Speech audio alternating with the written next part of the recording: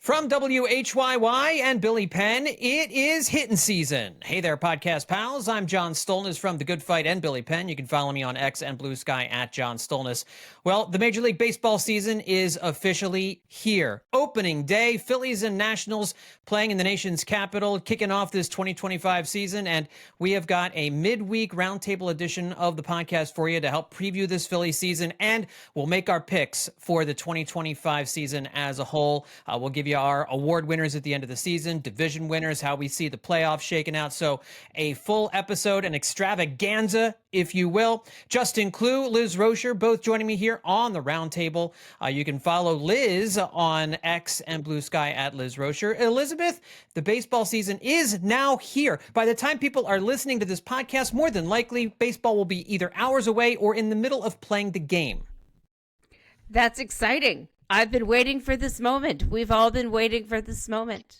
For all your life? Since the end of last season. Oh. I haven't been waiting for the 2025 season for, I guess theoretically my whole life, but yeah, well, only specifically since last season. You were breaking into some Phil Collins lyrics there, so I was just helping you along. I was? Waiting for this moment all your life. Whoa. Okay. Let's move along. Sing it.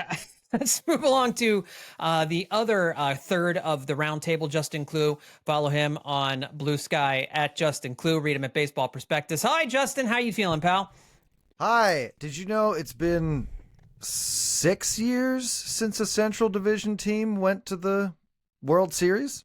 Is that right? It's a long time. 6 years. It is a long time. I have it written down. I'm also actively confirming it with my eyes. So I believe that is the case. Not since, actually, I feel like it might be longer unless I'm looking at this wrong. But yeah, in any case, the Central Division is going to be a theme, I think, throughout this episode in discussions of it, what exactly is wrong with it, and I could be talking about either one, but it's yet another exciting component of actual baseball beginning. I'm excited. I've struggled to find those butterflies all winter long, and I've just found myself the last couple days.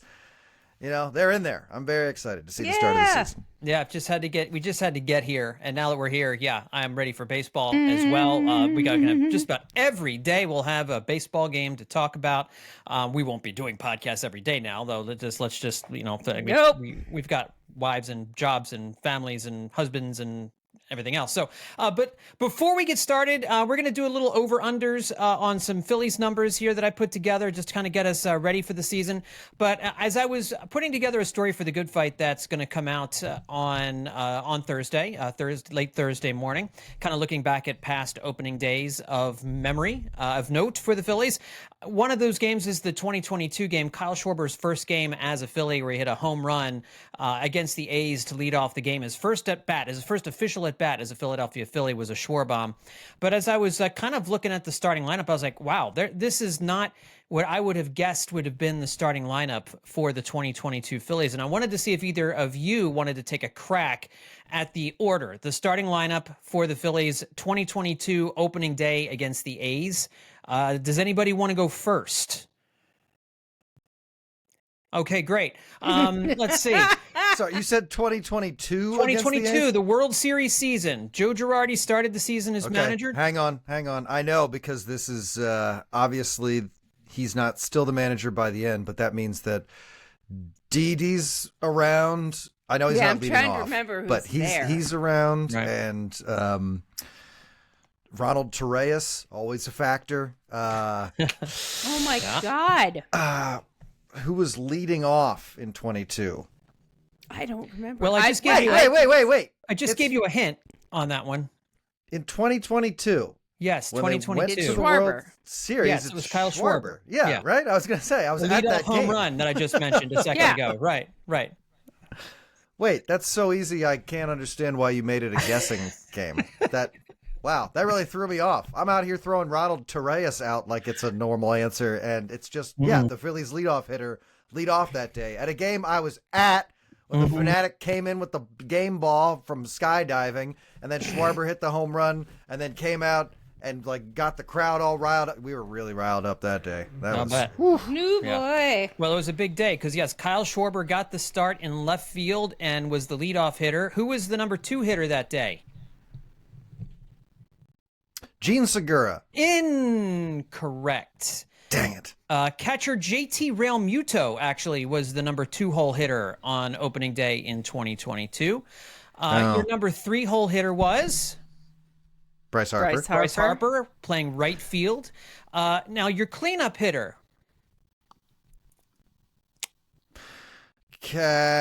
Castellanos. That's correct. That's Nick my guess. Castellanos Castellanos. Now, what position was he playing? Because Bryce Harper's in right. Who's He's in DHing. left? He's DHing. Exactly was. right. So we've got Schwarber's Schwarber. in left, baby. Yeah. Oh man. Woo! Schwarber in left, Realmuto in center, Harper in right, Castellanos DHing. Okay, number 5, 5-hole hitter.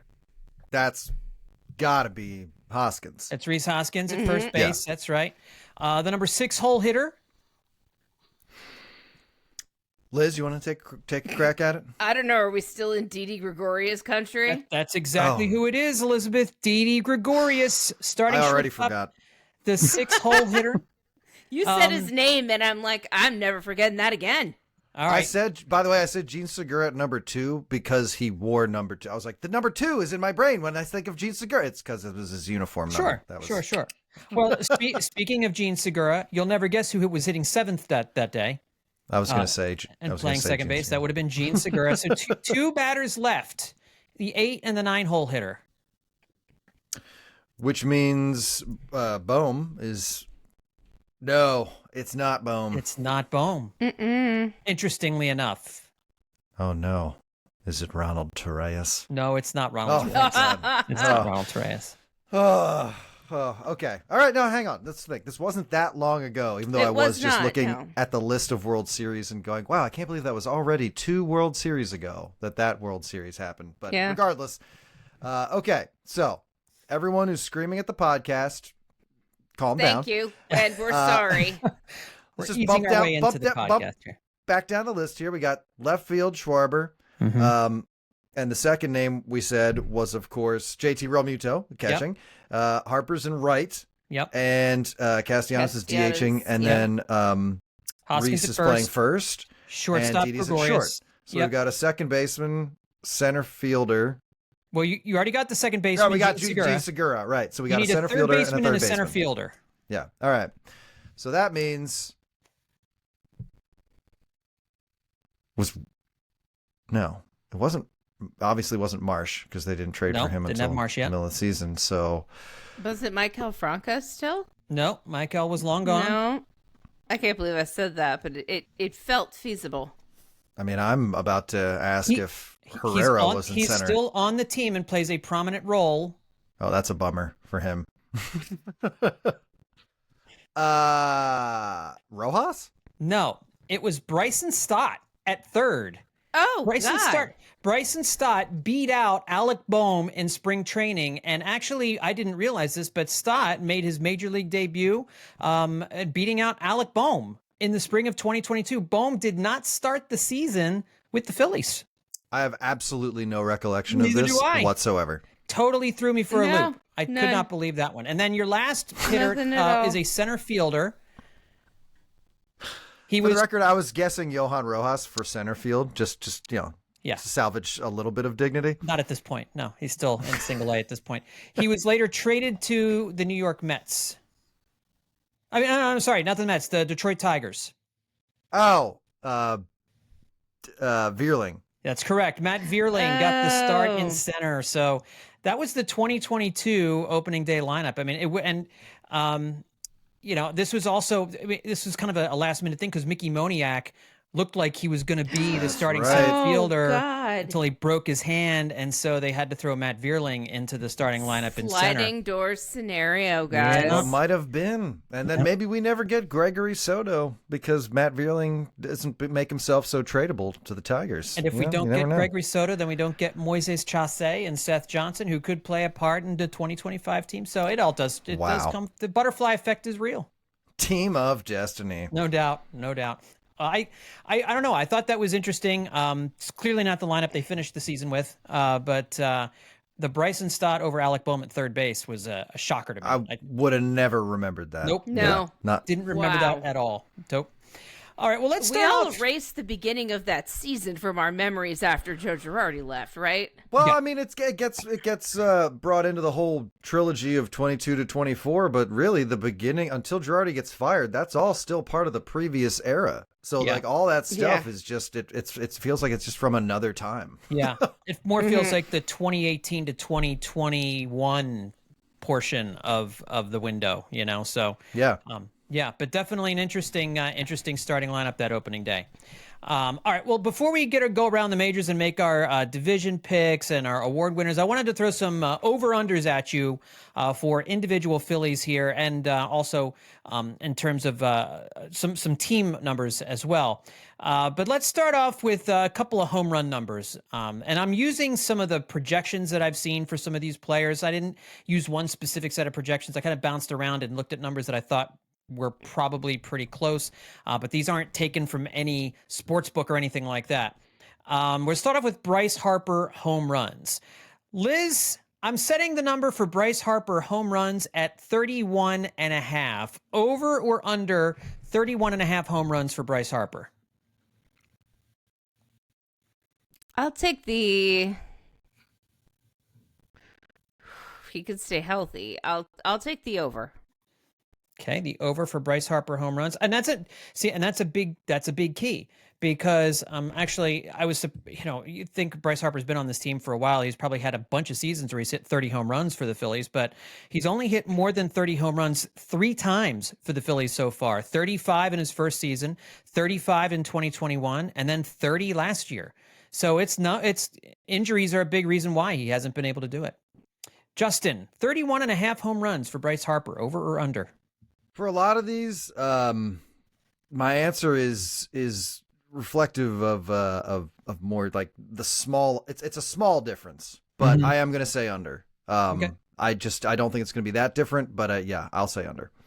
Like similar to last year where he has 30 home runs. It is interesting. Like he's got so much power, but he really hasn't had a monster home run season for the Phillies, and he may never. I'm kind of thinking if it's going to happen that it would be this year, but Well, in his defense, that year in 2019 when he first got here and he hit 35, his career high is 42, and he's Right. never hit more than 35 other than that season he hit 42. True. So, true. I mean that, Yeah, I mean, I guess that's true. He's more of I mean, I guess you would call him a slugger, but not in the same way that Kyle Schwarber and some of the other big home run hitters are. He's a doubles machine as much as anything else, but he does, when he gets into one, and get him in the playoffs, and oh boy, lots of home runs there. So, all right, I'm going to go over on Bryce Harper home runs at 31 and a half. I think we're talking 33, 34, something like that for Bryce Harper this year, if he stays healthy, which, I'm assuming health for everyone, and, we'll see if that pans out. All right, Kyle Schwarber home runs. Justin, I'm setting the number there at 38 and a half. He obviously hit way more than that his first 2 seasons, and then was a little bit under that last year. I'll just go ahead and immediately rescind the thing I just said. Way over. Way over. Way over. Okay. Like, how are we thinking? 45-ish? You said 38. I'll put Yeah, I him said at 50. 38. Yep. 50? Mo. 50 home runs? Over the fence home runs? Man's hungry. Remember that contract extension you were, 90% sure he was going to get in spring Yeah, training? that hasn't happened. Yeah, interesting. So, Interesting. It is man's interesting. got to eat. Yeah, all right. Schwarbombs, hoagies for everybody. Liz, 38 and a half home runs for Kyle Schwarber. I mean, I was going to say over by much less than that, but I could say under for contrast because I can imagine it. Depends. It honestly, here's the thing: it depends on what MLB decides to do with the ball this year, and no one knows. So,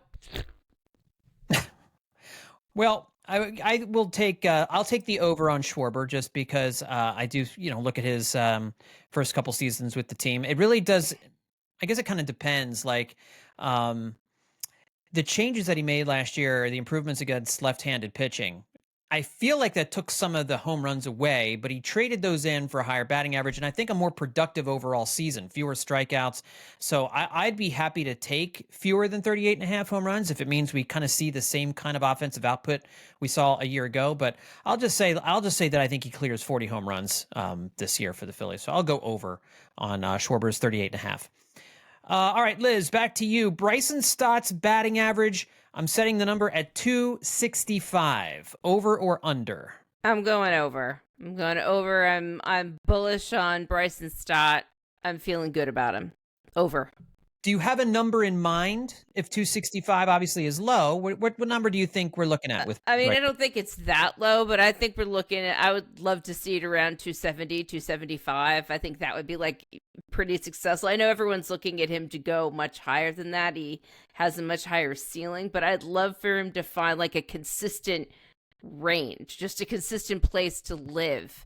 As opposed to, something kind of like, an up and down season. If you could just like turn in a consistent like 275, 280, that's a big deal. That's big. Consistency is big. Well, especially if that's coupled with the kind of walk rate we saw him generating in the spring. I mean, because if he's walking a lot and he's hitting 270 to 275, that on base is going to be 350, which means you might be looking at Bryson Stott leadoff hitter at some point this year. All this Schwarber Turner talk. Justin, so I set it at 265. As I'm doing this, it feels low, but Stott he's had 2 seasons with an average well under that, and 1 season with an average over that. So I think it's a relatively fair number. Where do you come in on it? Yeah, first of all, if Bryson Stott finished the season hitting 265, we would be very pleased, I think, with him. But that being said, yeah, I'm going to say over, and I'll put him at 280, 285. So it feels to me like this number would have been better if I'd set it at like 275 or 280 or something like that. Because I agree with you. I think it's going to be over. I don't think he's going to hit 300. I know I've heard people talking about that. Nope. And if you're going to make a bold prediction, sure, that's a good one. Bryson Stott hits 300, but I don't think it's realistic. I don't think he's actually going to do that this year. But I do think the on-base percentage could be the number that we watch. And if that number is around 350, that would be phenomenal for Bryson Stott. Yeah, wow. That's quite a number, but I think he's capable of doing that if he's on his game this year. I think Bryson Stott's gonna have a big opening day. I think he's gonna be the one who kind of like he's your hit leader on the opening day star. Yep, I'm gonna throw that out there. All right, I think he cracks the seal. Okay, all right, that's a good question. I should have thought to ask. Who's your opening day star? But it would have been dated by the time people hear the show. But anyway, I like that answer very much. All right. The next one is who finishes with this isn't really an over-under, although I want to turn it into an over-under after I ask this question. Who finishes with a higher wins above replacement this season for the Phillies? Trey Turner or Bryce Harper? Fangraphs is projecting both of them to have 4.6 wins above replacement, the same number. So, Justin, who do you think ends up with the higher wins above replacement this year? And then does 4.6, I'm going to set the over-under at 4.6. Is it higher or lower than that? For Trey Turner or Bryce Harper? Hang on, I'm just checking something. Okay. That complicates things. I love it. I've been sitting here all day waiting to say Harper. I feel like I'm gonna say Trey Turner. I'm gonna betray myself. I'll say Trey Turner, even though I think you asked me that question straight up. My answer is Bryce Harper. But Bryce Harper, as far as wins above replacement goes, kind of a big swinger throughout his career, season by season. He is not a consistent WAR generator, and I knew that, and that's what I went to check. Yeah. Like, what did he have last year? Was last year a weirdly low year? And it wasn't, not in reflection of the number you just gave. So I don't know. I'm not expecting Bryce Harper to have a bad year at all. But right. I think let's just use this as an opportunity to say Trey Turner could have a really exciting. There's no reason Trey Turner shouldn't have a very exciting year this year and even just edge out Bryce Harper in the WAR department. Liz, who do you think finishes with the higher WAR, Turner or Harper? And what about the number 4.6? I'm with Justin. I was on the Trey Turner train. I think he's hungry to really prove himself as a Philly. And I think this is the year he could do it. There's no one who's really there. The focus is on everyone to do well, and the spotlight is just waiting for someone to step into it. And this could be Turner's year to do it. It's the conditions are perfect, I think.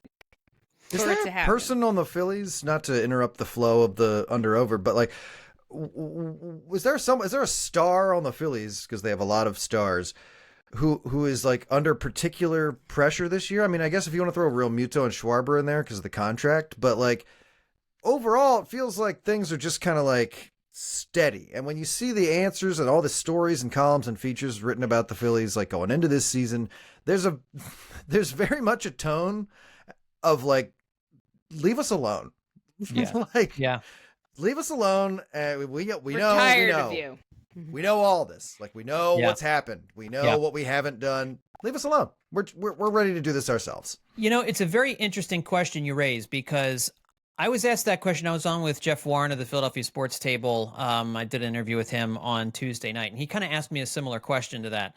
Is there which Philly's under the most pressure, or is there a Philly under the most pressure? And my answer to him was, it's a really weird thing, but I think they're all under the same pressure. I don't think there's one player who is under more pressure than the others, but I think they're all under this enormous pressure to prove, because the offensive failures in the playoffs have been team-wide, right? Last year, Nick Castellanos and Bryce Harper performed pretty well in that Mets series, but it wasn't otherworldly, right? They didn't hit like 3 homers each in that series and try to single-handedly carry them over the finish line. They did their jobs, which is all you really should ask for. But you know, there's nobody on that team where you said, boy, you know, they were the only ones that really, you know, so they get a pass. Like each year it's been a different group of players, or really all of the players who just kind of disappear all at the same time. Like in the 22 World Series, Brandon Marsh was the only one who was really hitting all that well until there was a moment in Game 5 where he couldn't get a runner home from third with less than 2 outs in the 8th inning. You know what I mean? So I think the pressure's on all of them, and I think it's equal, which is kind of interesting, that it's not on the stars like Harper or Turner more than Stott and Bohm and Castellanos and Real Muto. They've all got this glare of these expectations riding on them here in 2025. It's got to be a good thing, right? That they all feel the same level of pressure. Yeah. Okay. It's like an underdog thing. I think they're playing an underdog card this year. Well, that too. Oh no. I don't know if we can play. I don't know about that. I got some issues with that after that Tom Verducci feature on the Mets came out. They only used underdog once in the subhead, but it was all over that story. I'm not saying they are, but I think if they need to use that as some kind of motivation, because all of the national media, we talked about this a couple days ago on the previous podcast, the national media has this team second, third, fourth best team in baseball. The national media, I've seen a number of people, Mark Feinstein of MLB.com picked the Phillies to win it all. I've seen a few different people pick the Phillies to win it all. They're a great choice to do that, as good as any non-Dodgers choice to do that. In Philadelphia, the vibe is totally different. The fans of the team do not have that kind of optimistic look at this team. And so the Phillies are, I think, focusing more on that than on the flowers that are being thrown to them by the national media, by the national experts and analysts. And that's where I really do think in that clubhouse, they're telling themselves, nobody believes in us. And by that, I mean, none of our fans really believe in us right now. Okay, well, hey, earn it, guys. Right, exactly. Win 3 games in a row and you're fine. Like, it's not going to be that hard to win people back over. But like when Jim Bowden of The Athletic is like, the Phillies are going to win the NL East, I'm like, shut up, Jim Bowden. Like, that's talking. Your opinion here is, I don't know, it doesn't carry as much weight, because you also said in the same breath that they were going to sign Kyle Tucker to a 14-year deal in the forthcoming offseason. Yeah, he misread that a little bit. $604 million, he's saying. That's a whiff right there, my friend. Goodness gracious. All right, and just to put a button on that last question, I will say I disagree with you guys. I think Bryce Harper will finish with the higher WAR. Interestingly enough, at first base, I think Bryce Harper is the superior defender at his position compared to Trey Turner at shortstop. It's a really good point. I'm going to switch back to Harper. Harper actually generated a lot of wins above replacement defensively last year at first base, and Turner's going to cost himself wins above replacement. I know. I've seen the articles. He's really working hard to do. He's like getting old. He's getting older. He's 30. You don't get better defensively. You don't get more range defensively as you age at shortstop. So I don't know, John, you're getting pretty defensive in your old age. that's true. I was defensive in my younger ages too, though. So that's the truth of it all. One more wins above replacement related over under. Liz, JT Real Muto. I have set the number for JT at 2.5. That's kind of in line with where he was last year, maybe a touch lower. What do you think, over or under JT Real Muto, 2.5 wins above replacement? I'm going to say over. I don't know if I believe it, but if he wants a new contract, if he wants more, if he wants to stay, then I think he's got to put up some numbers. That's a fair point. I think as a free agent, looking at the other free agents on the list, I don't think he's going to have a problem securing a decent contract. But if he wants a really good sized contract, you're right. Contract. There's a difference between getting a contract and getting a good contract. And I think he's still going to get I think he's going to get a really nice contract, but. Oh, sure, but I think his past numbers are only going to take him so far. Like, this is a key year for him to perform well and show that he has longevity as a catcher, which is a tough thing to have, that he really shows he has it, and to show that, maybe he doesn't.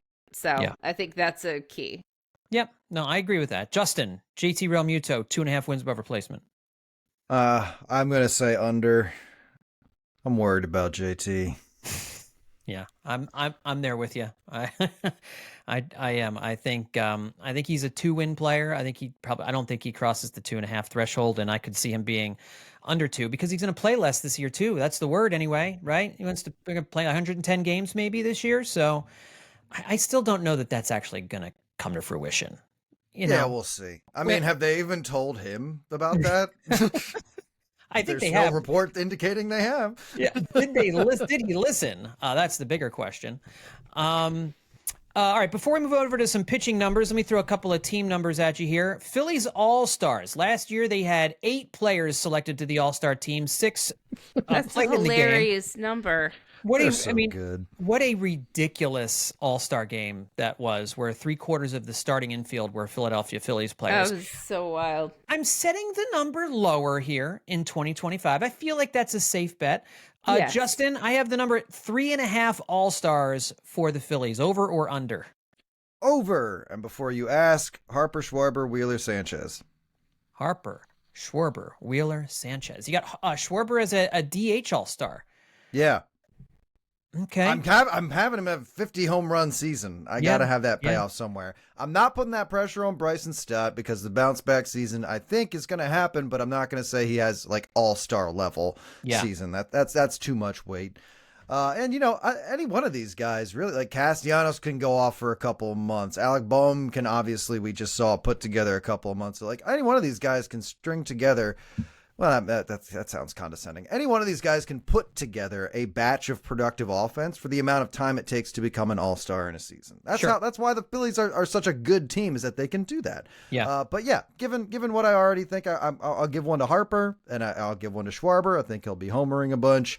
And then I wanted to give it to acknowledge some pitching, because we're going to get to a little more specific predictions on that level in a little bit. But Wheeler, I think this is going to be a big year for him. And I wanted to give it to Sanchez again too, because I think his success is real. I think he's a really good pitcher in Major League Baseball. Yeah, I don't disagree with that at all, and I'll double that. I'll second that notion when it's my turn.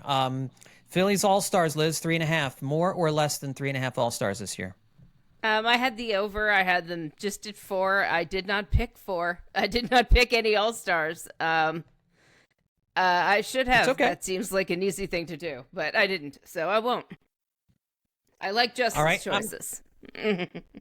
I'm going to go sticking with ignorance. No information for you. Fantastic. That's what we provide to you, the listener, here at Hittin Season. I'm so intrigued. Where do I subscribe? Download and tell your family and friends. I'm going to go with the over too. I think I feel like they have one position player make the All-Star team. I'm going to say Bryce Harper makes the All-Star team. I have a hard time. I agree with you. Schwarber's going to have a big season, but he's had trouble getting in, especially now with Shohei Ohtani as the DH in the National League. I don't know if they take two, but maybe if they list him as an outfielder, he gets in.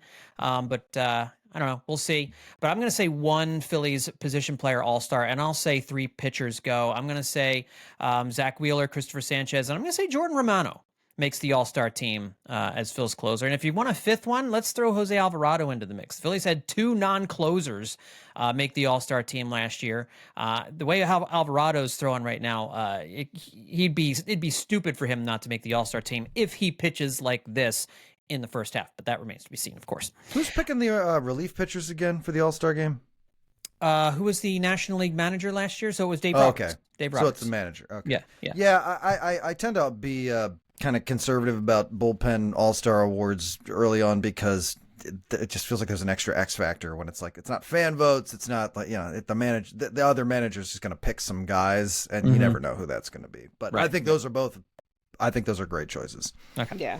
All right. Phillies wins for this year. I've got the number set at 92.5. Liz, do the Phillies finish with more or less wins than 92.5? As they finished with more. I think they finished with more. More wins than 92.5. Justin? And yeah. Alex Anthopoulos said you need 90 wins to make the playoffs in the National League this year. I don't know. I feel like I guess I've just been zigging and zagging a bit on these matters. I'll say over. I was going to say under. I was going to say, yeah, I have them about like 90, 91. But I'm going to say over because my opinion's changed elsewhere that we're going to talk about. And I think that's going to impact this. So I will now say over. All right, I'll say over as well. And I think it's going to be by at least 2 or 3 wins over. All right, let's move on to pitching. I'll knock out a couple of these real quick. Zach Wheeler strikeouts. Justin, I have the number set at 210.5 strikeouts for Zach Wheeler this season, over or under? You said 210? 210.5. All right. I will say over. Over 210 strikeouts. All right, Liz? Also over. Okay, I'll say he comes in a little under that number this year. Just, year older. Maybe he's not striking quite, but I think he's still over 200, but I don't think he gets quite to 210.5. I think where his shortage is in innings pitched. Yeah. But he has still an astronomical amount of strikeouts. Again, this is all feeding into future predictions. Okay, very good. Aaron Nola's ERA, Liz, 3.80. Over or under 3.80 ERA for Aaron Nola? It sounds high, but if you look at recent ERAs from him, it's probably not far off. No, it's not. It's like a sweet spot between 2023 and 2024. Yet I'm going to say under. I think he'll do better than that. Justin, Aaron Nola ERA, 3.80. Under. He's due. Yeah. Yeah, well, I mean, he's due to have a good odd year. Yeah. Because he alternates these terrible odd years with good even years. He had a very solid year last year. So that's, for some, it's been a weird quirk to his career so far, but I think he does better than 3.80 this year. I think he has a decent season here, so I'm going to say under as well. Christopher Sanchez ERA. I've got the number set at 3.60. I feel like we're all going to go under on this number, but let's investigate how low can we go, Justin, under 3.60. I'll give him 320. Okay, so a good 0.4 of a point lower. That's good. 3.20. Liz. I was gonna say like 3.45, like 3.45. Okay, and I'm kind of in the middle of you guys there. I'm thinking more like 3.35 for Christopher Sanchez, but that is a phenomenal season from him if he's able to do that, and it sure looks like he's preparing to have a dominant season in the Phil's rotation. An All right, all-star season. All-star you say. season. That's right. Interesting. That's right. And potential award-winning season, if we could be perfectly honest. But let's just say we're not there yet. Two more. Rangers Suarez starts in 2025. I'm setting the number here at 20 and a half starts. If a pitcher pitches a full season, they have anywhere from 30 to 32. So I'm saying here he's going to miss 10 to 12 starts this year, which is what gets me the number 20 and a half. Liz, is that too low, too high? 20 and a half starts for Ranger Suarez in 2025. He's on the IL once. I feel like it's not an isolated incident. And so I think I think he'll start fewer games than that. Sadly. So under 20 and a half games started for Ranger Suarez in 2025. Justin, how about you? I'm saying under, but only 20 starts is where I have him. So only by a smidge. I will say he's slightly over 20 and a half starts. I think he probably makes 23 or 24. That would mean he misses about a month of the season, all told, which is, if this is a 15-day IL stint, I say maybe he's got another 15-day IL stint somewhere during the course of the season. But, if it's any longer than that, then yeah, you're looking at an under. But I'm gonna say over and give him like 22, 23 starts here in 2025. The last one I have here is Jose Alvarado saves at 11 and a half. The way the saves are going to work out with this bullpen is a total mystery. I feel like Jordan Romano is going to get the ninth innings for the most part here at the start of the season, but the way Jose Alvarado is pitching, I think it's going to be hard to keep him out of that ninth inning role as the season moves along. But how long does that take? Does he normally really just face lefties? It's a big question. So I'm going to say, Justin, 11 and a half saves is the over-under number for Jose Alvarado. I'll say over. I think the goal for the Phillies is to expose them a little more, in a good way, in this particular category. I feel like that's kind of the intent here. That's the kind of new look bullpen you're looking at. You're looking at Romano, and you're looking at Alvarado getting a lot of late inning time. And, they may zero in on Romano a little more in that role, but I feel like Alvarado, regardless, is still going to get more opportunities. And his career high is 13 saves in a season. And I think he's going to have more than that this year. So, yeah, I'll say over 11 and a half. It's interesting. They've never given him the closer's job. He's never had the closer's job. He's never been the saves guy. In Rob Thompson, and he did that with Carlos Estevez last year. When they got Estevez, you're our closer, you're our guy. It feels like Romano is kind of trending to be that guy here in 2025, and not Alvarado. But again, Liz, 11 and a half saves for Jose Alvarado, over or under? Does he eventually get the job? I guess is what we're trying to say. I think he does eventually get the job. I think that's too few. I think he'll get more than that for sure. Yeah, I see this coming down as kind of like an even split between these two guys. So I'll say Alvarado probably gets anywhere from 15 to 17 with a similar number for Jordan Romano. And I really think it's going to matter who's batting in the ninth inning. Is it a couple of really dominant lefty hitters? Well, that's going to be Alvarado's inning.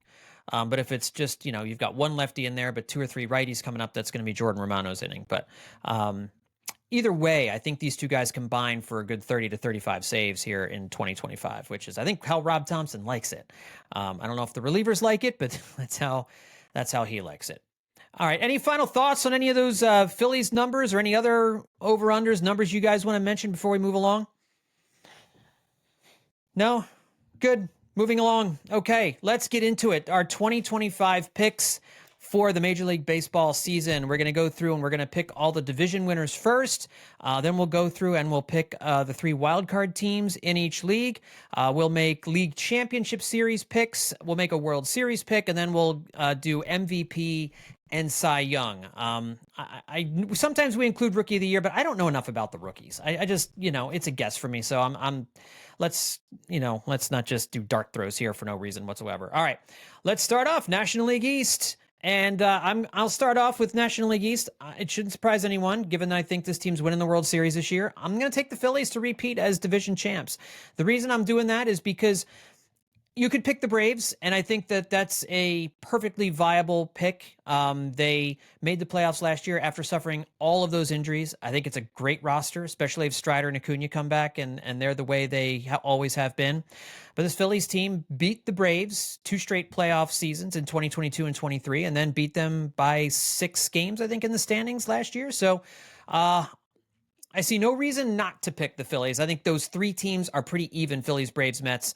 And I actually think the Phillies are a good bit better than New York. I mean, have you looked at their starting rotation? It's I interesting. got to tell you, on the Athletic podcast, Ken Rosenthal, of all people, was the only national writer or analyst I have heard or read in the past, 2 weeks before this final home stretch before opening day, who was, they were making their picks and they were going through and they got to the NL East, and he's the only one I've heard who was like, why are people so high on the Mets? They are an incomplete roster. Like, this is just not just look at that rotation with the injuries they already have. Yeah. Clay Holmes is like the number 1 starter or something. Like, what?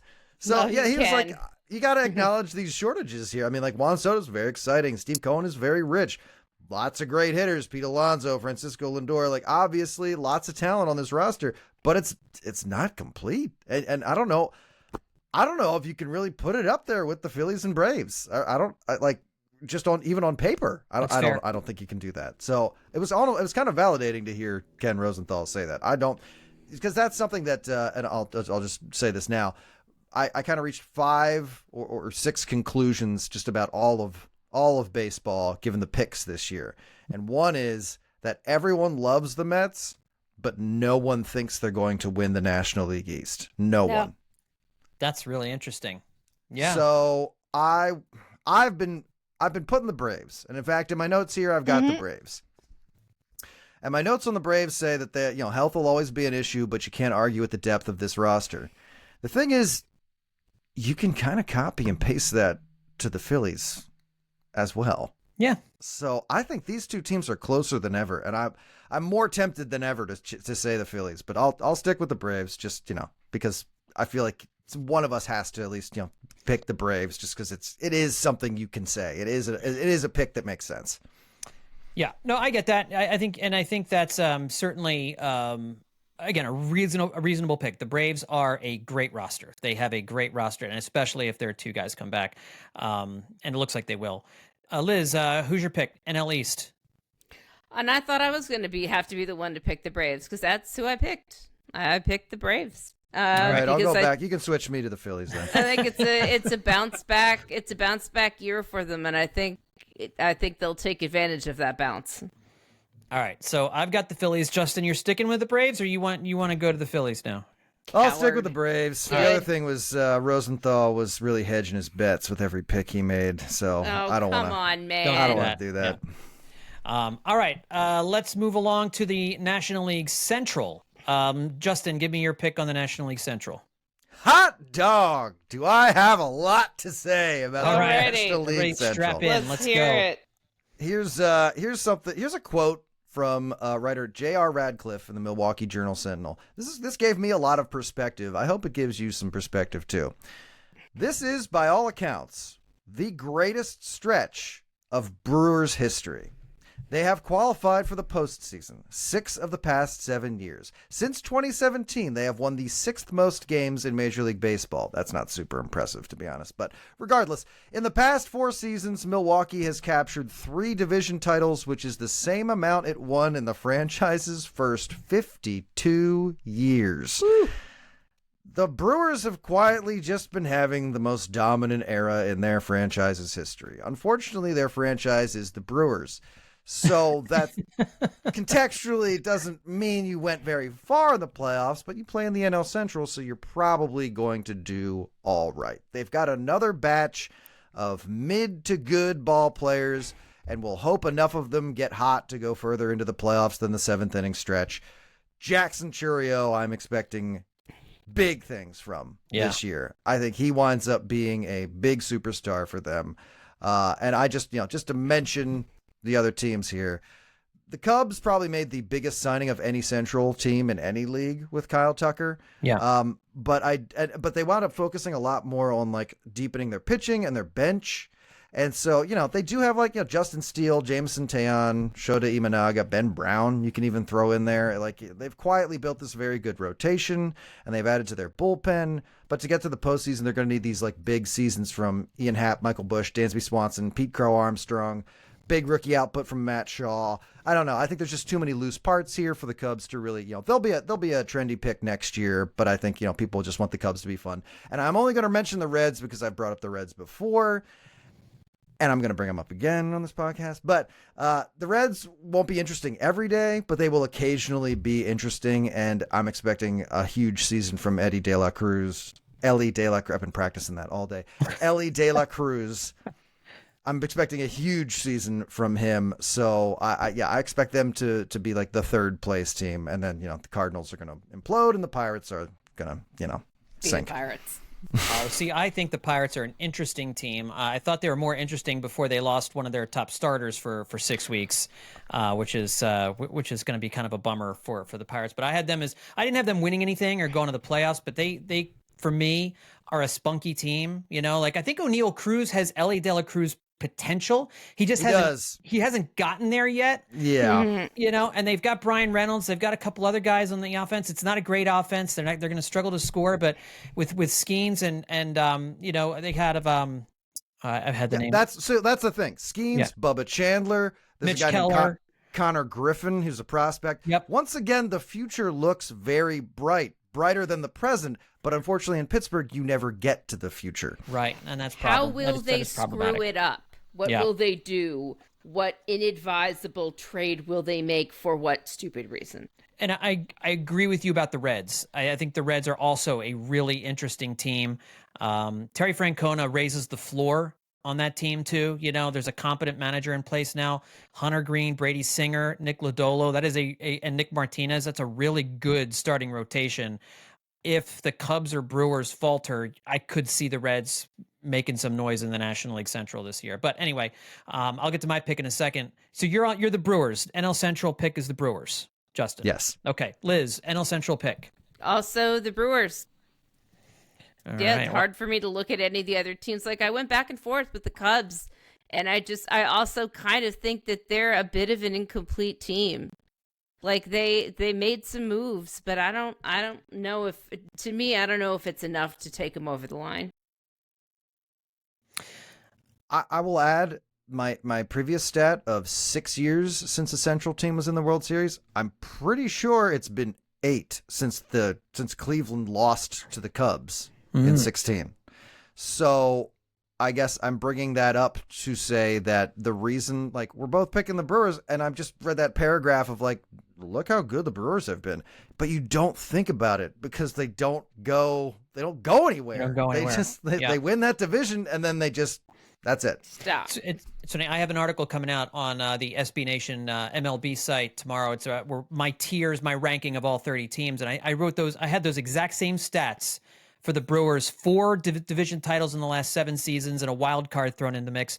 But the closest they've gotten to a World Series was a 7-game loss to the Dodgers in the 2018 NLCS. That's really the only NLCS they've gotten to. So to your point, they have good regular seasons, and who can forget a couple seasons ago, 2022. The Brewers collapse at the end of the season allowed the Phillies to sneak in as that third wild card, right? Wasn't that? I think that's how that worked, right? It was the Brewers who collapsed and the Padres managed to get in and the Phillies got in. So yeah, very unfortunate that they haven't been able to kind of, take that next step. But yeah, they've been really good in dominating that division. But I'm going to pick the Cubs to win the National League Central this year. In the Central, I like the moves the Cubs have made. It just feels like a team that's kind of moving towards something. So I'll go with Chicago, just to be a little bit different there. And then National League West, Liz, let me start with you first. Your NL West pick, is it a surprise or is it chalk? No, it's chalk. It's the Dodgers. I mean, how can you pick anything else other than the Dodgers, really? I think I'm picking the Dodgers as well, but I think there is a reasonable pick outside of the Dodgers. All right. And I think it's the Arizona Diamondbacks. I'm not picking the Diamondbacks to overtake the Dodgers. It's just they're too loaded. But that Diamondbacks team has, I think they are right there with Phillies and Braves in terms of overall talent. I think Corbin Carroll's a sleeper, and we could talk about I'm going to pick the Diamondbacks to go to the playoffs. So I'll talk more about them in just a second. I'm not going to, do that all here, but right now, Dodgers winning the NL West. I will say this about the Dodgers, and that is people have been making a big deal about the Phillies' age, right? They've got a lot of guys who are over 30. The over 30 guys start to decline. Got to be worried about guys over 30 declining. Let me read you the ages of basically the Dodgers starting lineup here. Freddie Freeman is 35. Mookie Betts, my God. Mookie Betts is 32. And by the way, he's lost 20 pounds this spring due to a virus that won't let him eat. That number keeps going up, man. Yeah, and Freddie Freeman took a pitch off his hand or something in BP. Yeah, he didn't play in the Japan series. Teoscar Hernandez is 32. Max Muncy is 34. Will Smith is 30. Shohei Ohtani is 30. Tommy Edman is 30. Miguel Rojas is 36. He's their their best utility infielder. Blake Snell is 32. Tyler Glasnow is 31. Tanner Scott is 30. Kirby Yates is 38. Blake Trinan is 36. Their average age, the oldest average batting lineup age in 2024, Anthony Dabbundo of The Ringer tweeted this out. Weighted by plate appearance, the Dodgers are the oldest team in baseball at an average of 30.3 years of age. The Mets are number 2 at 30 years of age. The Braves are number 3 at 29.3 years of age, and the Phillies are 4th at 29.1 years of age. So of all of these teams in this top tier, all of the hand-wringing about the age of the Phillies, the Dodgers, Mets, and Braves all have on average older than the Phillies right now. So that's thing number. That to me is, just not something anybody's talking about with the Dodgers. It's only being focused on the Phillies. The Dodgers are old too. So if you're talking about regression, I think they're just as likely to regress as Phillies hitters are. Anyway, Justin, NL West pick. I was getting ready to say, you know what? You talked me into it, but no, I'll say the Dodgers too. Boy, you're the D-backs. How do you lead Major League Baseball in runs scored, batting average, and on-base percentage and miss the postseason? I don't understand how that happened. Well, yeah, the answer is pitching. It was Jordan Montgomery killed them last year. That's true. Very bad. Eduardo Rodriguez killed them last year. They got nothing from that rotation. I guess the question isn't it's how do you let that happen? Yeah. Well, they invested in that rotation and it in the offseason, and it fell apart during the course of the regular season. They just that was terrible. I'll tell you what, I think the only reason that the Dodgers get picked across the board, not just on this show, is because this is one of those situations where until someone else wins that division, it's impossible for anyone to envision someone else winning that division. I think that might be the only reason based on what you just said. I didn't know Shohei Ohtani was already 30. Wow. He's already 30. And he's not declining. But my point is, a sharp decline from Shohei Ohtani in 2025. Yeah. So time comes for us all. The cold, bony finger of time will tap us all on the shoulder one day. All right, AL East champs here. This was a tough call. That is a really even division. I think the top 6 teams or the top, I think the top 5 teams in baseball are all in the National League. I think the best team in the American League is in the East. And I think this was a larger gap before the injuries started. I still have the Yankees as probably the best team in the American League. I'm picking them right now to win the American League East, but you could easily talk me into any one of those other teams. There's a path for the Orioles. There's a path for the Red Sox. There's even a path for the Rays with that starting rotation that they have if they stay healthy. Which they have not. Which they have not. Which they have not been able to do that. But I think Orioles and the Red Sox improved quite a bit this offseason. I still think it's the Yankees division to lose. I'm still going to pick them to win the American League East, but with Giancarlo Stanton getting hurt, Garrett Cole getting hurt, Luis Gil getting hurt, that has really closed the gap between them and everybody else in the league. So I'm going to go Yankees, but I don't feel great about it. What do you think, Justin? Oh, the Yankees are finishing in last place in the AL East. I can't can believe see you it. don't know this. I can Yeah. see it. Wow. I'm going to read my other conclusions I made about all of baseball because they kind of feed into this a bit. So I already said the one where everyone loves the Mets, but no one thinks they're going to win the division. The central divisions in both leagues change based on who you're talking to. Like that's kind of that kind of goes for the East here too in the American League, where one person has a team finishing fourth and the other person has them winning the division.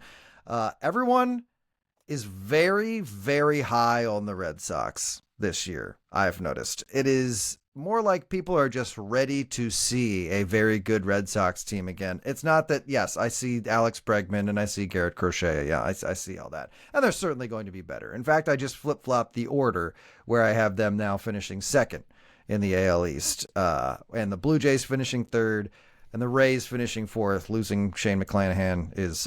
That's a big blow. That really brings them. Their cute little dance with the last playoff spot will turn into a missed opportunity. Yeah. But that's what happens when you'd rather be cute than good. Which means I'm giving it to the Orioles just because I kind of just want to. They're another team that's really close to just running out of like, hey guys, the way the Phillies are like, you have nothing left to do but win the World Series. The Orioles are still like stuck in neutral playoff wise. It's like win a game. Win a game in the postseason. You're good enough to do it, so just do it. Just do it, It's only man. been 2 years, and they continue to not do enough for their own team. It is very frustrating, but still, I'm giving them the division because they obviously have great young players who, some of whom still have another dimension to find and another skill to unlock. So I'm saying the Orioles. All right. I've got the Yankees. Justin's got the Orioles. Liz, who do you got in the AL East? Well, I got the Red Sox because I think, like everyone else, I'm tired of everyone else. I don't want to put the Yankees. I don't think they deserve it. And who does that leave? It leaves the Orioles, who I also don't think are really quite good enough and who didn't do enough to really earn my prediction or earn my top spot. And so, at least the Red Sox signed Alex Bregman and traded for what's his face? Garrett Crochet. Garrett Crochet. That's a lot of stuff. Yeah, I think the thing with the Orioles is the Colton Cowser, Adley Rutschman, Jordan Westberg, Ryan Mountcastle, Jackson Holiday. I mean, Tyler O'Neill gives them another power bat in the middle of the lineup. They're going to score a lot of runs. Losing Corbin Burns, and replacing him with Charlie Morton is hilarious. kind of tough. Zach Eflin is getting the opening day start for Baltimore. While a nice story, and he's a nice pitcher, he's kind of a number 3 guy. So they've got to find some starting pitching along the way this season in order to make that work. I think they're a top 10 team. I think they're probably, frankly, I have them as the second best team in the American League just because of that offense. So I could very easily seeing them as the division champion. I've got the Red Sox. I think I've got the Red Sox at like number 9. I mean, the AL East really does have a series of really good, 3 really good teams that any one of them could win that division, and we've across the board picked a different team. Wildly varying opinions. They keep telling me, and I know Grayson Rodriguez is good, but boy, the version of him that Orioles fans have seen in lore is not the version that I have been fortunate enough to see in person yet. All right, let's return to the Central Division, a subject Justin is passionate about, and let's give our American League Central picks. Justin, I'll start with you here. Oh boy. So again, another division where really anything goes, except one thing. One thing is absolutely solid, and that is that the White Sox will finish in last place and Yes. potentially, continue to be the worst team that ever existed. So I'll go up from the bottom. Guardians were a bullpen reliant good team, which is interesting. You don't see that a whole lot. That was like their big thing was the bullpen, and they didn't really strengthen their weak points after that. Losing Josh Naylor when the bullpen is already something that might change on its own given guys, but then Emmanuel Clase also might be smoked. So, I'm not expecting huge things from the Guardians this year. The Royals might win the AL MVP and the AL Cy Young and miss the playoffs. The Twins have a great core, but as always, can they stay on the field together? And the answer historically has been absolutely not when it comes to Byron Buxton, Royce Lewis, and Carlos Correa. So, And they've lost the heartbeat of their team in Max Kepler to the Phillies. truly, God. truly. And this is something I just noticed from like regular scouting reports, but Twins pitching staff velocity seems to be just like dropped across the board. So That's not good. can't be good. No. Which means I am picking the Detroit Tigers to Why not? finish in first place in the AL Central. Because why not? Because they're coming off. Boy, the Tigers. They're coming off a lot of letdowns prospect-wise. They didn't get nothing. It wasn't Phillies rebuild, but it was, kind of brutal. And they do have this layer to kind of peel back before these, a bunch of young players can get the chance, blah, blah, blah. But, Tarek Skubal, Riley Green, there's enough there to win a Central Division for sure. Yeah, Spencer Torkelson, one of those guys that they're still waiting to break Yeah. out. Just hasn't been able to get it done. But the Tigers is a good pick. I know that's a popular pick. But it's a wide open division, I think. And it's. I'll share my pick in just a second. Liz, AL Central division winner. I'm going with the Royals. I really thought about picking the Tigers. I even have the Tigers down here on my little sheet, just in case I wanted to change my mind at the last second, but I couldn't do it. I couldn't do it. I think they'll make it tough for the Royals in the division, but yeah, that's what I've got.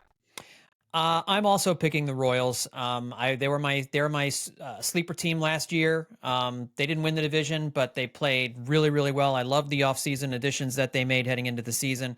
I actually think they're significantly more talented than the other teams in the American League Central. Bobby Witt Jr. is the best player in the American League, probably. Vinny Pasquantino has emerged as a star. Sal Perez just keeps doing it. They got Jonathan India to give them a solid leadoff hitter at the top. Cole Reagans, you mentioned, could be a Cy Young contender. Seth Lugo is still pitching really well. They've got a decent bullpen. I think the separation between them and the other teams that you mentioned is maybe a little bit more significant than some are seeing. And I think they're hungry. They got there last year. They didn't do much in the playoffs. I think this is the year they win the division, and I think they make a run. So I'm picking the Royals to win the AL Central. I really like that team. American League West. Liz, it's your turn to start. Who do you have winning the West? I've got Rangers and 3 question marks. What did the 3 question marks stand for? Sure, why not? I guess. I don't know. I have nothing. Unlike, I don't know if Justin agrees with me, but I don't know if anyone has anything significant to say about the AL West. I certainly don't. Beyond the fact that it could not be more obvious that the Astros just completely stopped trying. Right. And that's another one of my big conclusions is that the only reason you pick the Astros to win this division is because you're afraid of them. But Yep. I don't think they're going to do that. I think they're I don't want to say in free fall, but Alex Bregman, Kyle Tucker are both gone. Like, this is obviously a different team, and it is less of a team. I also have the Rangers. I think they got a big lineup with Semien and Corey Seager. Wyatt Langford, I know we're not going to do rookies, but he's my pick for Rookie of the Year. He had 360 in 2023 in the minors. And then they got bigger with Jake Berger and Jock Peterson. Like, that's more offense packed into the middle of your lineup. Reminds me of I want to say 09, back in 2010, where I was watching a Yankees Rangers game with a friend of mine, and we were just watching the Rangers hit and come up, and just one guy after another. It was like that team with Michael Young, Elvis Andrus, Meat Hook was on that team, and and my friend was just like, my God, they got a lot of hitters. And it feels like another one of those teams in the making. So I feel like they will handle the West. I'm not picking the Mariners. It's No, it's a fool's I'm errand. done with you guys. I'm done. Sorry. And then after that, you're just kind of like, well, all right.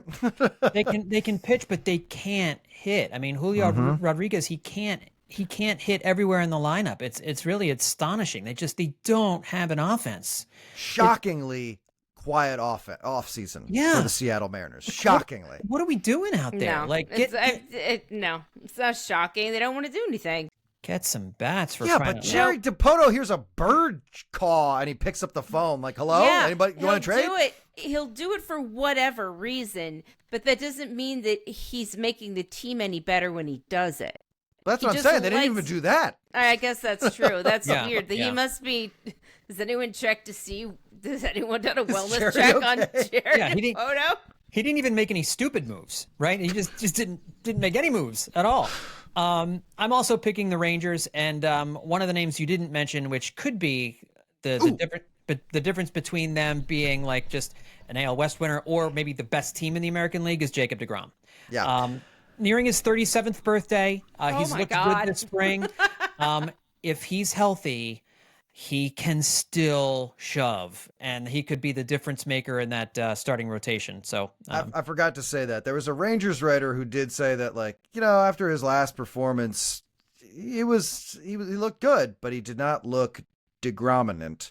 Now, granted, this was still the preseason, but he was like, I don't know. I mean, you're asking me if he looked like Jacob deGrom, and he just didn't yet. And he went up to him. He was like, I asked him, like, oh, in whatever way that you asked that question to a starting pitcher like that. And deGrom was more or less like, I don't want to, like, he was answering him, but he was also saying, I don't want to talk about this. So, like, that's not great. It's not like that proves anything, but I'm also we haven't really seen Jacob deGrom pitch for the Rangers. Right. And I still want to allow for the chance that that's happened. So I'm glad you mentioned that, because I would like to see him pitch extremely well for a team that's not the Mets. That's right, and far away from the Phillies, right? I mean, that was that opening day Far. loss to deGrom. Was that 2 years ago? Was that 2023, or was that last year? Oh, I don't remember. Remember, they had a 5-0 lead on deGrom, and then they gave it all. It was Aaron Nola, so that was 2023. That wouldn't have been, because Zach Wheeler started the opening day last year. So. That was a terrible opening day. That was a terrible opening day. day. Wow. Oh, that I was totally awful. forgot about Okay. that. Yeah, terrible. All right, it's wild card time. So let's go through, and we'll give wild card 1 here. I'm going to go with the Diamondbacks as the top wild card team in the National League. Again, I think they've got so many good pieces there. Corbin Carroll really, after 4 months where he was brutal last year. I mean, the worst hitter in baseball for the first 4 months last year, flipped a switch and figured it out. It was kind of like a Trey Turner 2023 start to the season, where it was just shocking how bad he was. And then the switch flipped, and Corbin Carroll became one of the best players in baseball again. They got Josh Naylor, a 30 home run, 100 RBI guy. Ketel Marte is there. Lourdes Gurriel is there. They are going to score a bunch of runs. They pick up Corbin Burns for the rotation to go with Zach Gallen and Merrill Kelly. I know Jordan Montgomery is going to have Tommy John surgery, so they don't have to worry about trying to shove him into the starting rotation. I think the Diamondbacks could challenge the Dodgers. If the Dodgers have any kind of slip up, I think the Diamondbacks are going to keep it close for a lot of the season. As much as I hate Arizona and I hate that team and don't want anything good to happen to them, I think Arizona's as good as the Mets and maybe just like a half a step behind the Braves and the Phillies right now. Justin, your first wild card team. Phillies. I have to say the Phillies. Okay. Absolutely. Liz? Same. It's the Okay. Phillies. Wild card number 2, Justin. Who's your second wild card? That one I put the D-backs. Okay. Liz? I Wild also have card the 2? Diamondbacks. Well, also the Diamondbacks. Wow. Okay. And I have the Braves as wild card number 2 here. I'm kind of regretting my third wild card pick after what we were just talking about, but Liz, I'll start off with you. Third wild card team is. I have the Mets. I regret it after what we talked about, but I'm gonna stick with it. Yeah, Justin. So I'm not saying the Mets, and in the same way I can't say the Mariners, I've also sworn off the Padres, which is kind of what I wanted to say here. So I guess I'm going to say the Cubs. The Cubbies as wild card 3. All right, so I've got the D-backs, Braves, and Mets. Justin has the Phillies, D-backs, and Cubs. Liz has the Phillies, D-backs, and Mets as the 3 wild cards. Let's move over to the American League. American League wild card number 1. I've got the Red Sox as the top wild card team in the American League. Justin?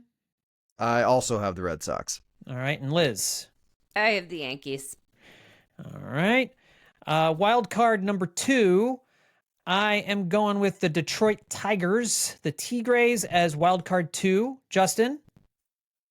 I will say the Kansas City Royals. All right. And Liz?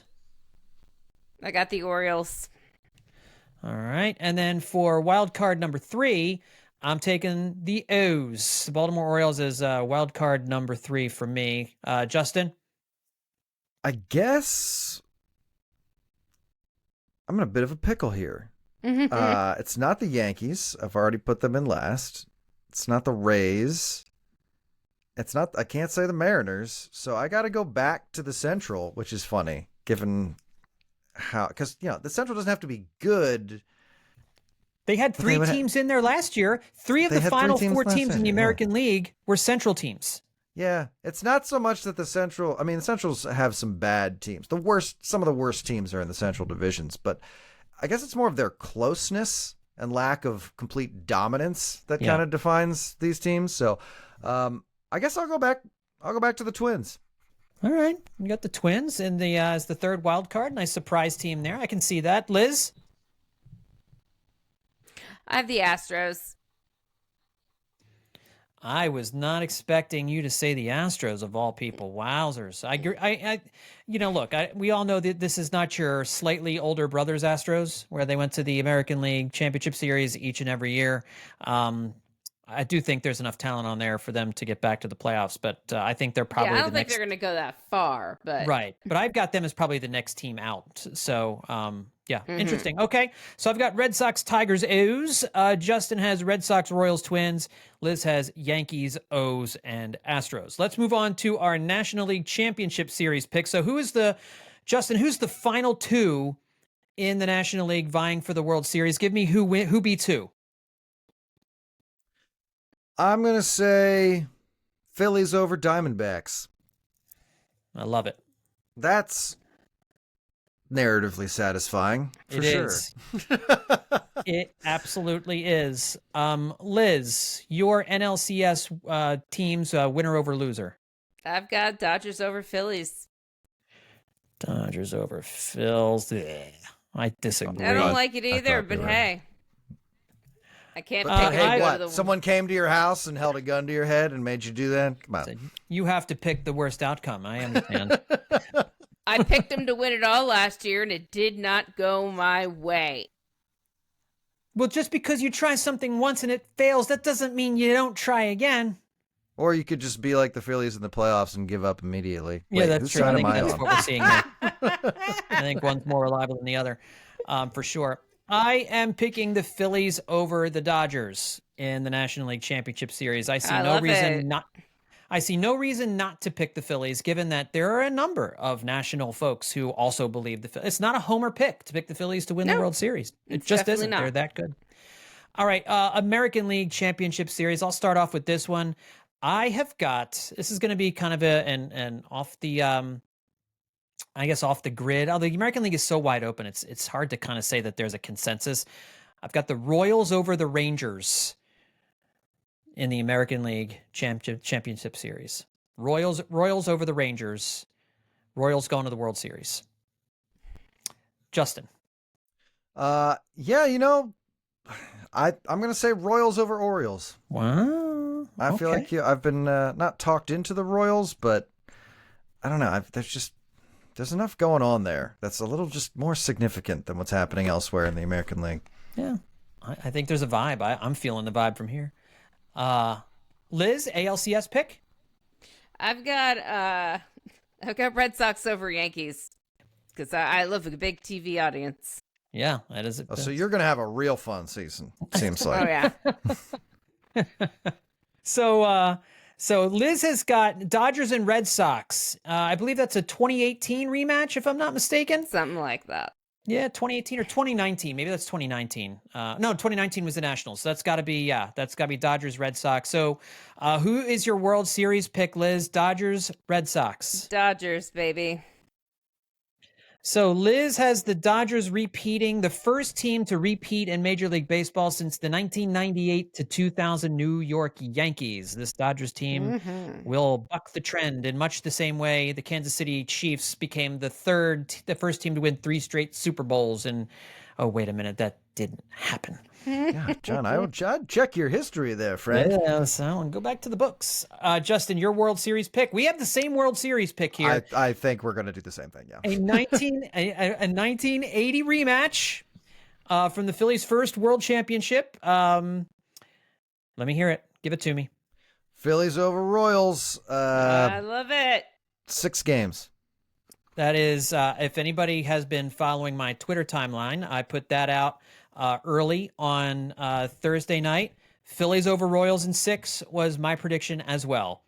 That would be so much fun. Oh my gosh. It would be incredible. The nostalgia would be oozing everywhere. It'd be great to resurrect the vet to play that World Series, but you can't do that. And hey, look, that the Royals Stadium, Kauffman is the most 80s stadium I have ever been to. That would be to this day. Oh, is it? Yeah. That's great. I love that they fab. haven't torn it down and rebuilt it, that they just keep renovating it. And you know, great. It's just a great thing. That's so cool. What they're doing in Kansas City. That's a great baseball town. It would be a great World Series if they can make it work. All right. NL MVP, Justin, who do you got as your NL MVP?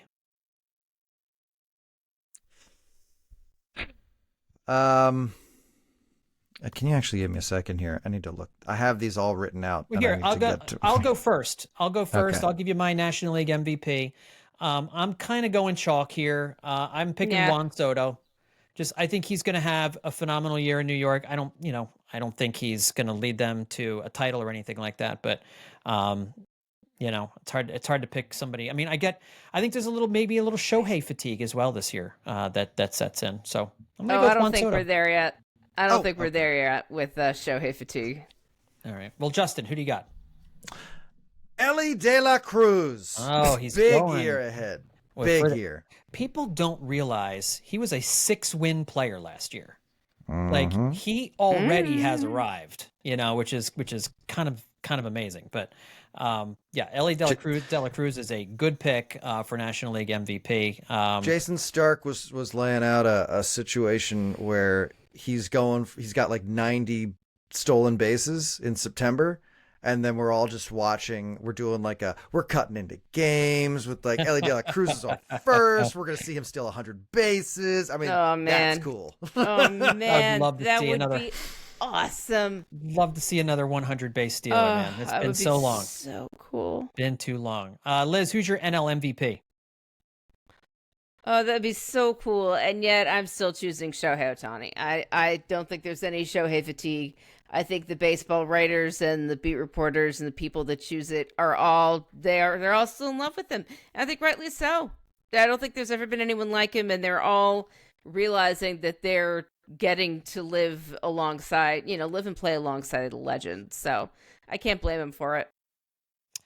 I can't either. And especially if he does get back on the mound and pitch this year, that would only enhance the aura, but still good enough. He's not going to have a season like he had last year. Like that was a legendary once-in-a-lifetime season, but he doesn't have to in order to win the MVP. But I'll go with Soto. Justin's going with Ellie De La Cruz, and Liz with Shohei Ohtani. In the American League, I am picking Bobby Witt Jr.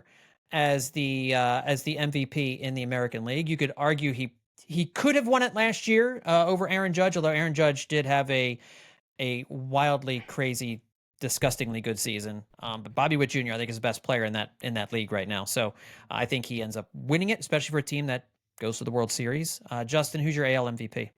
I also said Bobby Witt Jr. My top 3 would be Bobby Witt. Then I had Gunnar Henderson, number 2. And I misspoke earlier when I said Wyatt Langford was my Rookie of the Year pick. He was my 3rd pick for MVP. He is not a rookie anymore. So if that had been my pick for that, just a bad pick. Objectively bad pick for Rookie of the Year.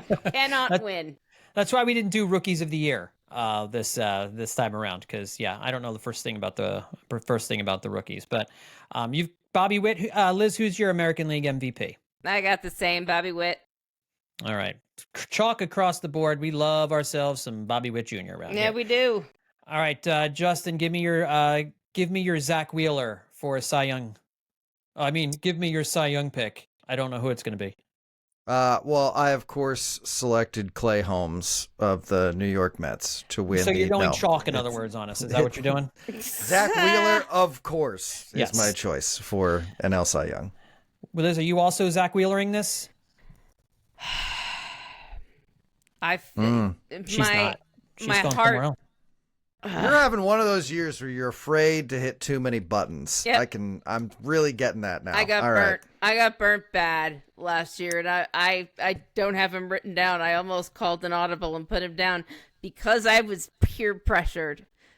Don't succumb to peer pressure. I got Paul Skeens. I don't see how anyone can beat Paul Skeens these days. Well, he's a child, you know.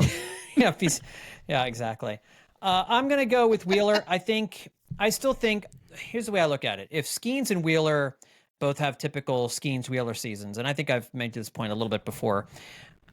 Wheeler's come close twice. He's been runner-up twice. Skeens has his entire career in front of him. I think the writers, if it's close, lean to Wheeler as opposed to Skeens, knowing that this probably is Wheeler's last shot at a Cy Young.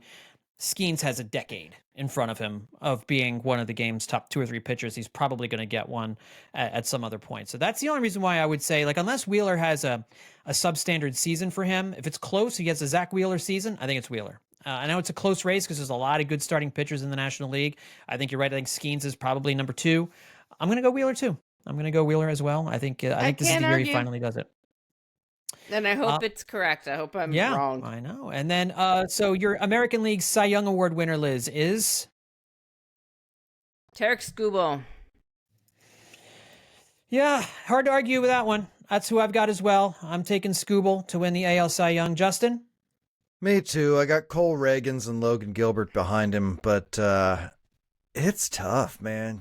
Go back and watch some of that footage of Tarek Skubal pitching, and you look at his numbers. I mean, there is something very serious happening there, and Tigers fans are very aware of that. These like starved Tigers fans who aren't just starved for like let's be good again, but like give us a guy again. We had so many guys to latch onto before, and like we just don't have that anymore. And now Skubal's come around, and it's just like, oh my god, he's a guy. I mean, Buster Olney was talking about how you're lying to yourself if you're not picking the Dodgers to win the World Series, but I think that applies to Tarek Skubal in the AL, honestly. Yeah. Well, and I saw too, like, you know, it's people were talking about we were talking about Andrew Painter a couple of on the last podcast, but also a couple of weeks ago, Justin, and I think I saw it was Jason Stark on a recent podcast. So basically was saying Andrew Painter is going to be Garrett Cole. Like that is who he's going to be. And it could be as soon as like late this year. Or certainly in 2026. Oh, like my heart hurts. When you get a pitcher like that, they don't come around very often. And I think that's what Detroit has found in Skubal. Guy I never heard of before last year. And then all of a sudden he's like, okay, yeah, you're the best pitcher in baseball right now. I think it could be like a unanimous selection in the American League, Tarek Skubal winning. But we'll see. We'll see how it all shakes out. Jim Bowden also said that Andrew Painter is going to make a playoff start. I got to squint real hard to see that one. I'm not sure how that happens. Yeah, Jim. Did you hear the thing about the $604 million to Kyle Tucker? So, keep that in mind. Oh my God. Yeah, be able to take that into account for sure. He's employed. All right, we're a little bit longer. He's employed to do that for a living. I just want to make sure everyone remembers that. He's employed to do that specifically for a living. He used to run baseball teams. That's the scarier part. Like he ran baseball, like grown men reported to him on a daily basis for baseball reasons. Like it's crazy. Anyway, it just takes all kinds. Woof. Yeah.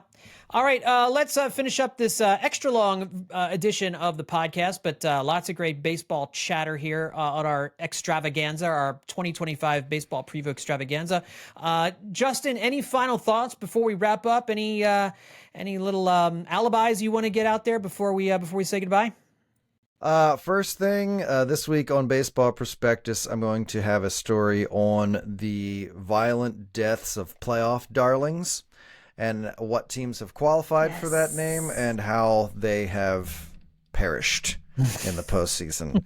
I don't know, something about that Mets feature just made me want to write that. Yeah. Regardless, but also I want to complain that there is no opening day eve game this year. something that was always just a nice little nibble at the baseball apple before opening day. And if like the Tokyo series where the games are on at 6 a.m. is supposed to be the replacement for that. No. Poor choice. That's something I don't care for potentially. And also the first game tomorrow is at 3 o'clock. I don't get it. Why are we not doing like a lunch hour? What are we? Where's my lunch game? Yeah. I want to get drunk at lunchtime. It's supposed to be an all-day event. It is. And I remember back as a kid, the Reds always used to have the first game. Yes. And it was at like noon every single year. Oh, yeah. They're not doing that anymore? Like, they have that whole parade in They Cincinnati. have a parade That's the and famous stuff. thing. Everyone loves it. It's a huge, big thing. Yeah, they stopped doing that apparently, or at least Major League Baseball schedulers stopped making that a thing. Like they still have the parade and stuff there. Yeah, they cannot stop them. Yeah. But they're playing the Giants at 4:10. The Phillies will be playing by then. So that's kind of a bummer. The Reds for so long had so little, it felt like, to like have for themselves as far as like recognized all across baseball. So this one little fun little opening day thing, and then baseball was like, no, we're not doing that. It's going to be the Brewers and Yankees at 3:05. Yeah, that's right. Just take it right away from them like a little child. Liz, any final thoughts? Anything we missed? You wanna mention before we say goodbye? No, I got nothing other than go Phils. Go Phils.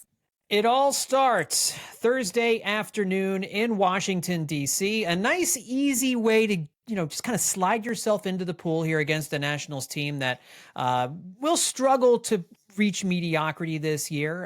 But they've got some young talent to keep an eye on. It's going to be, they were a little bit spunky last year. Dylan Cruz, C.J. Abrams, Luis Garcia Jr., there's James Wood. These guys all look like they've got a good young core here in Washington, D.C., but they ain't ready yet. And the Phillies are coming in, and it should be a nice way to start off the season. Mackenzie Gore against Zach Wheeler in the opening day game against the Nationals should be a lot of fun, and it should be nice weather in the nation's capital for it as well. So hope everybody enjoys opening day, Phillies and the Nationals and the rest of the Major League Baseball schedule. That will do it for Hittin' Season. Want to just encourage you guys to make sure you check out our landing page over at billypenn.com. It's billypenn.com/Hittin' Season. And as you just heard, Justin and I now both are guaranteeing you the Phillies are winning the World Series. So Liz thinks they'll get there, but no, you don't even think you're going to get there, right? That's right. It's the Dodgers who are getting there. But Liz thinks it's going to be a good effort. A real fun season at the ballpark. Season. So we are hoping that you will come along for the ride here as we approach our 10th anniversary on this podcast later in June. Oh my God. So something to look forward to here in the middle of the season as well. Tell your friends and family members about Hittin' Season. Put it on their phones. Follow the show. Rate and review. All that good stuff. Get in on the ground floor of this World Series winning season right from the start. Thanks, everyone, for tuning in. We'll talk to you next time right here on Hittin' Season.